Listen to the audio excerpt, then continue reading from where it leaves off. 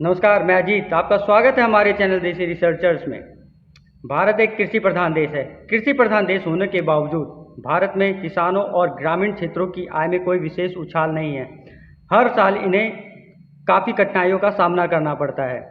बाढ़ और सूखे की वजह से इनको काफ़ी नुकसान उठाना पड़ता है। कहीं बाढ़ फसलों को निगल जाती है तो कहीं अकाल की वजह से किसानों को आत्महत्या तक करनी पड़ती है। बाढ़ और सूखे की समस्या की वजह से सभी राज्य सरकारों और केंद्र सरकारों को राहत पैकेजों और योजनाओं की घोषणा करनी पड़ती है, पर इन राहत पैकेजों और योजनाओं की वजह से भी इस समस्या का निपटारा आज तक नहीं किया जा सका है। इनसे केवल इनको क्षणिक लाभ मिल, पर समस्या खत्म नहीं हो जाती। बाढ़ और सूखे की वजह से इनको दोबारा नुकसान ना पहुँचे इसकी कोई गारंटी नहीं होती है, पर हजारों करोड़ों रुपए खर्च हो जाते हैं।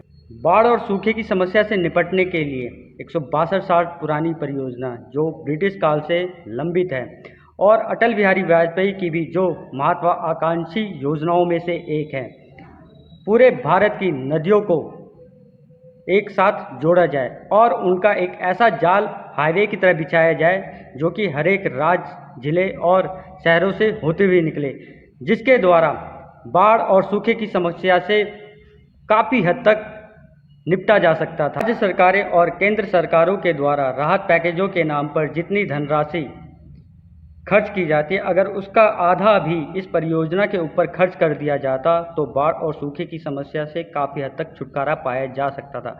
लेकिन आज़ादी के 70 वर्षों के बाद भी किसी भी सरकार ने इस परियोजना को लागू करने की जहमत नहीं उठाई।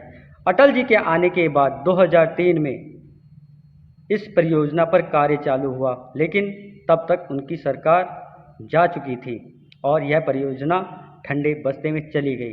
किसी भी सरकार ने इसके बाद भी इस परियोजनाओं पर ध्यान नहीं दिया। अगर आज़ादी से पहले की सरकारें और आज़ादी के बाद की सरकारें इस परियोजना को लागू करा लेती तो भारत का वह पैसा जो राहत पैकेजों के रूप में खर्च हुआ है, इस पर खर्च नहीं होता और बाढ़ और सूखे की समस्या पहले ही समाप्त हो चुकी होती और सभी सरकारों ने इसे अपने हाथ खींचे और इसे एक प्राकृतिक आपदा के रूप में ही छोड़ दिया।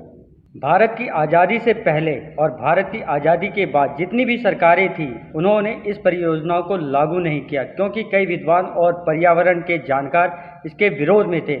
उन्होंने इस परियोजना के लागू हो जाने के बाद प्राकृतिक आपदा के रूप में जो बात कही थी वह सुनने लायक थी, क्योंकि उनके द्वारा यह बात कही गई कि अगर यह परियोजना लागू हो जाती तो नदियों में पाए जाने वाले कई प्रकार के जीव नष्ट हो जाएंगे, क्योंकि हर एक नदी का अपना एक प्राकृतिक स्वरूप है।